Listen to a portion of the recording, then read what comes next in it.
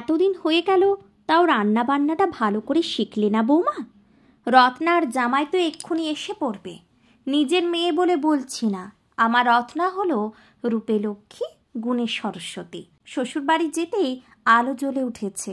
জামাই তো প্রশংসায় পঞ্চমুখ। শুধু আমি পছন্দ করি না বলে চাকরি বাকরির ধার কাছ দিয়ে গেল না কোনো দিন।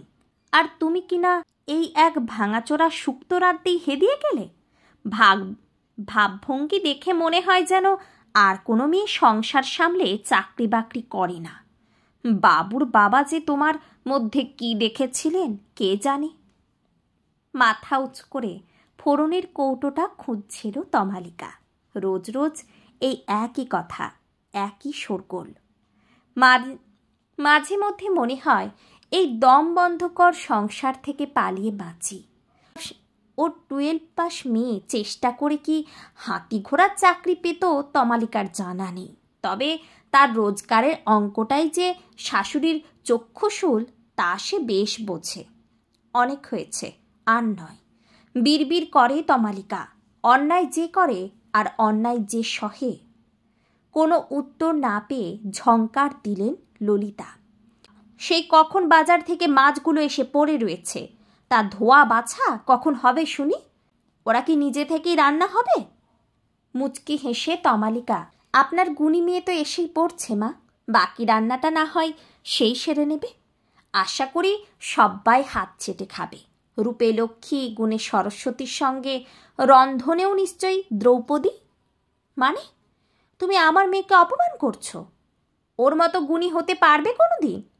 পলকে আগুন ঘি পড়ে আমার মেয়ে তার বাপের বাড়িতে এসে কিনা হাত পুড়িয়ে খাবে, তাও মা বেঁচে থাকতে।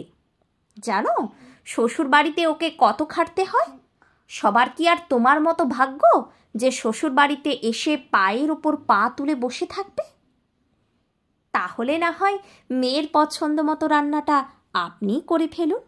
আপনার ছেলের সঙ্গে দুপুরে একটু বেরোতে হবে, জরুরি কাজ আছে। আপনার মেয়ে চাইলেই অপেক্ষা করতে পারে, কিন্তু বিল্ডার্স লিমিটেডের মালিক কোনোভাবেই অপেক্ষা করতে পারবে না। মানে তুমি বুঝি নতুন ফ্ল্যাট কিনছো? কই, আমায় তো কিছু জানাওনি। উস্কানিটা তুমিই দিয়েছ নিশ্চয়। তা তো দেবেই। কপালে করাঘাত করেন ললিতা। আমার যেমন কপাল, আগে বলতে পারতে আমার সঙ্গে থাকতে আর ভালো লাগছে না। তা কবে যাচ্ছ নতুন ফ্ল্যাটে? সেই ফ্ল্যাটে এই বুড়ির জায়গা হবে না নিশ্চয়। তা যার যেমন ভাগ্য।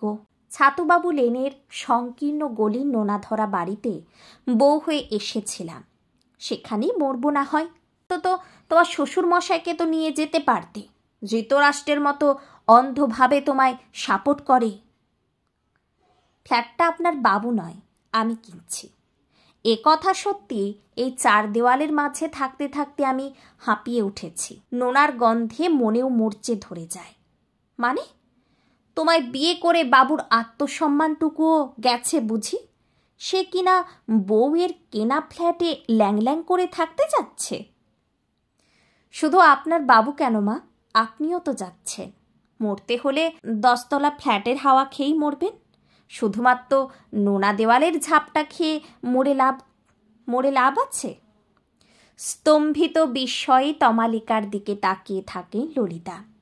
সত্যি কি তিনি এই বয়সে এসে নোনা ধরা 4 দেওয়ালের গণ্ডি থেকে মুক্তি পাবেন? এসে থেকে যেই মেয়েকে ভালোবাসতে পারেনি, তার মনেই কিনা তার জন্য এমন ভালোবাসা লুকিয়েছিল। মুখে মধু থাক বা না থাক, অন্তরের ভালোবাসাই আসল। কই, তার মেয়েও তো নতুন ফ্ল্যাট কিনেছে, কিন্তু মায়ের কাছে এত আবদার করলেও মেয়ের সেই ফ্ল্যাটে মায়ের কোনো জায়গা হয়নি তো।